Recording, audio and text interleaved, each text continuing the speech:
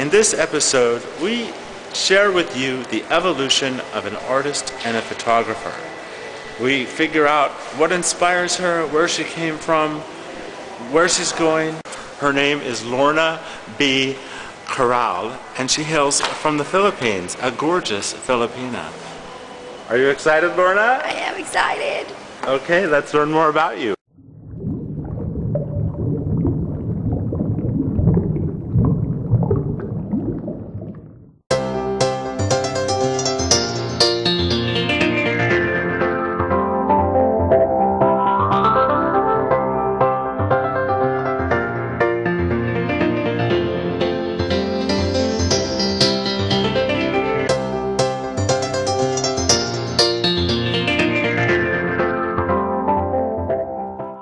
How did you become a photographer?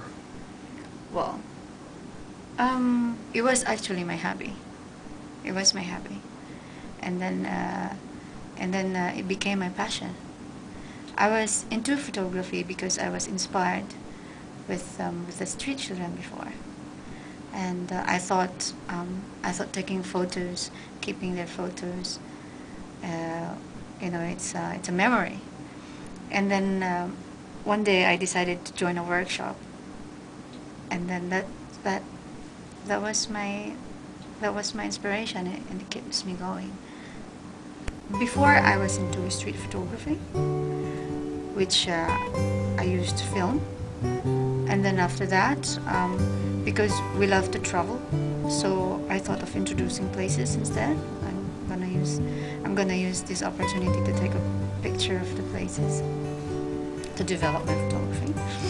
And then a third one, nature, mainly the flower. Now I want to upgrade myself, so I started to learn how to take portraits as well. And you recently were the model I was. in a photo shoot. I was. It was awesome, and I'm so grateful. I wanted to show you where my street photography is. All right, and this is my first picture, and when I was in Cambodia. So we are documenting the life of the street children. You became a photographer in Cambodia? Mm-hmm. That's where you got into photography? Yes. But then I was into street children, more on photojournalism. You were helping the street children. Yeah, visiting Phnom Penh. This is the signboard. And then one afternoon, I was walking on the street in Phnom Penh, and then I saw this. Actually, I was following him, and then they probably just finished eating their lunch, and then he went there and have a nap. So I find it so fantastic and quite interesting. And on top of that, you have also this. We call this. Actually, they call this one tuk-tuk as well. The difference here is the tuk-tuk is in Thailand. They have like 4 wheels. For tuk-tuk. There, it's manual. It's like a tricycle. And they're pedaling it. It's yes. not a motorized. No, yeah. So that's the one. So that's very Phnom Penh. This one is also taken in Phnom Penh. I find this one very interesting because I've never seen like this before. These are actually I call it the pit stop. So they're selling gas or fuel along the street when you go to outskirts.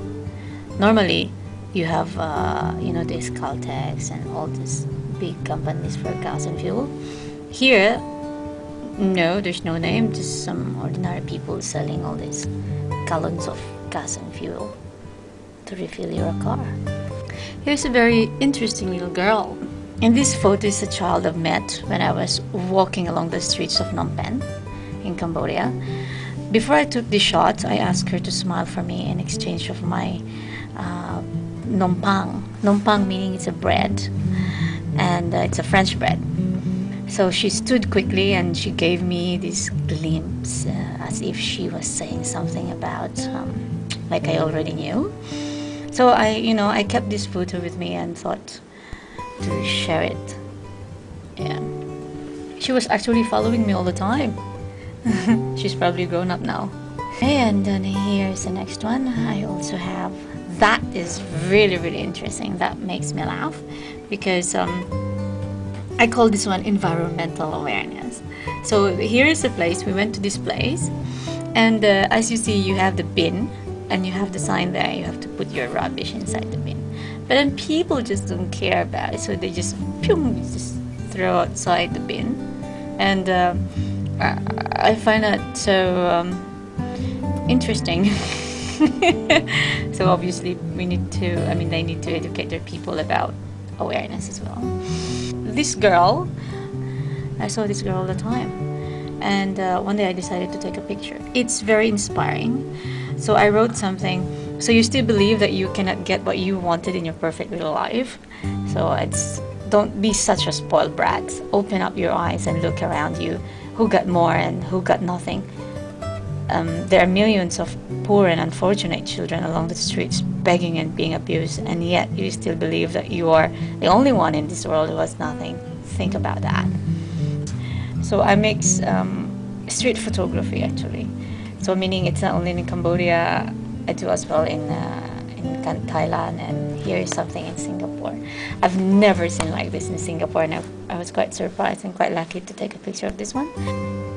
While I was walking that day, something caught my eyes, something that I've never seen in that area before. So here's an old poor man napping along the side road, parked with his bicycle full of empty plastic bottles.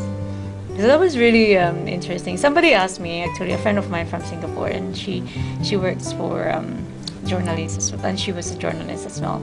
And then she asked me, Lorna, you're so lucky to cut this one. Here we go in Thailand. Here's this was quite an issue in Thailand before, because they're using these baby elephants to beg.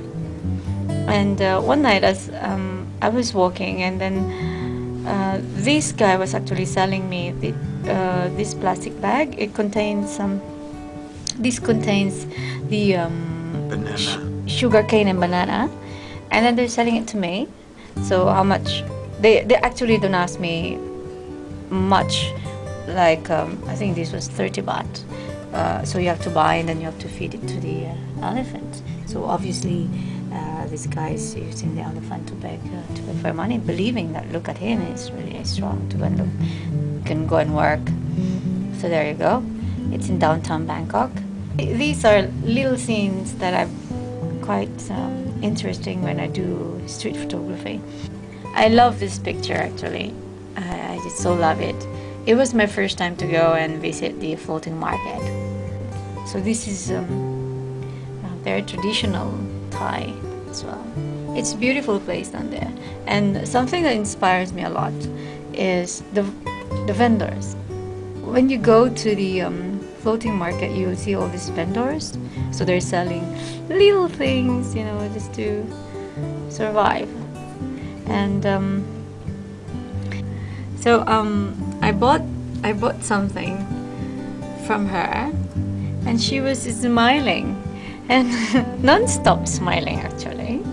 And this one is a tea, and when people finish drinking, so she's going to wash it, and after that she's gonna put back again. And this is actually Thai sweets. So it's all collections from places that I've been. One big reason why I love flowers. First of all, I'm a girl, I'm a woman, and I find that flowers are girly. And when I moved to Thailand, I thought of shifting my course into nature, because I believe that flowers communicate to me well. When I take picture of flower, I again collaborate with thoughts that talks about the flower that I take.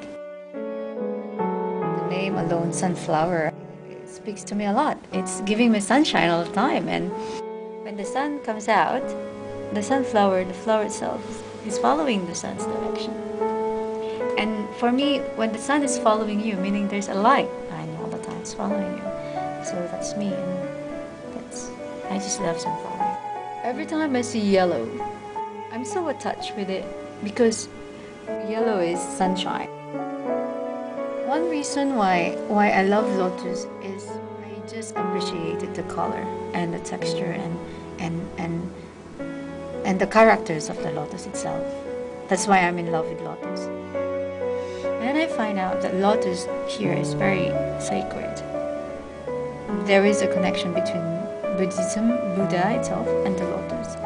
I like this one because since I was in elementary, this is very common in our place. So when I was walking, because I love to walk from my house going to school, I always see this one. I don't know if you know this flower. This is actually when you blow. It's a dandelion. Dandelion. There you go. I love that. I just love that. It's about principle and wisdom and everything. I just love it. I believe that when you take a picture of the places that you've been, it will mark as your like a treasure, something that you will keep and treasure it forever. So this is from the mountain province. We call this one Eco Valley. When I was a kid with my cousin, we went there before, and I remember we were shouting, and every time you shout, it's really echoing. So I was quite happy to go back here. And here, I took this one because of the rice fields and the shapes and the green. You know the scarecrow, right? So instead of using the scarecrow, they use this one to shoot the birds. And there you go. I'm so happy from where I came from. I'm so proud. We have all these beautiful landscapes, man-made landscapes to be proud of. This is really the one that catches my eye. The beauty of the nature. Here's the photo I took way back in 2009 when we went to Mountain Province. That was actually my first time to go back and see again my place. So this is really welcoming indeed when I went to Mountain Province. So here is a photo I took. I was quite lucky because it just finished raining. So I got blue colors and a good background. That is the clouds, and I was on top of it. I was not in the plane. I was just there along the street and just took this one. One thing I know, clouds it doesn't cost a penny, and they're just good in the eye.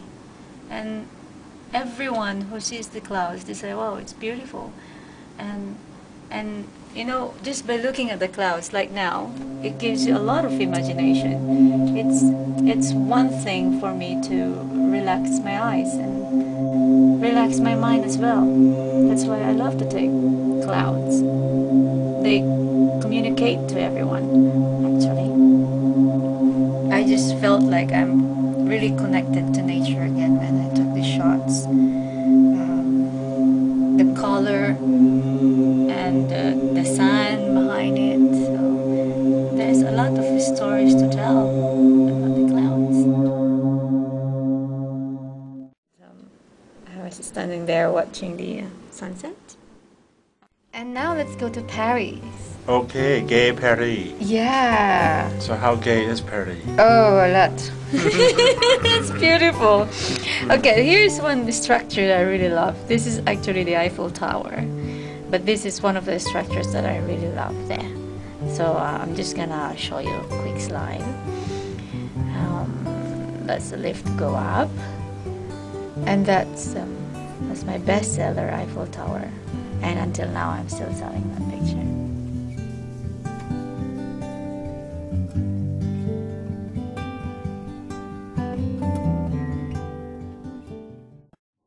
It was a beautiful and amazing feeling to witness baby whale coming and floating there to breathe. So this is the one in New Zealand, Kaikoura. There you go. I just love the fantastic view. But this is the Maori tribes. So we went to see the show. It's called the Chronicles of Utara. Very Maori. There you go. So he said you, and he was looking at my camera. So it was quite a show here. We were quite lucky to see these guys.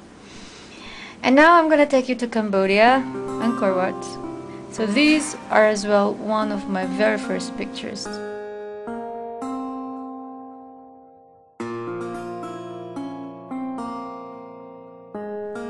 This is one of the main entrance to go to Angkor Wat. Here, this is a picture quite famous in Cambodia. Yeah, because it's all around the business. I mean, calendars, postcards. Now, after visiting the Angkor Wat, I'm gonna take you to Laos. Yeah, that's in Laos. These pictures. Yeah, I just love the structures. And then this is in New Zealand. This is in Christchurch. This is gone now because of the earthquake. So this is gone now, no more. This is broken. So we're really lucky to see the place. Christchurch. This is gone now because of the earthquake. We climbed there, it's 306 staircase. Now it's no more. This church is gone. So it's totally heartbreaking. Yeah, that's Christchurch. Well, now this is a picture of where I grew up. So this is my kindergarten. This was my classroom. This is where I studied my kindergarten, and now it's that. That's where I came from. We used to walk here all the time. There. There you go.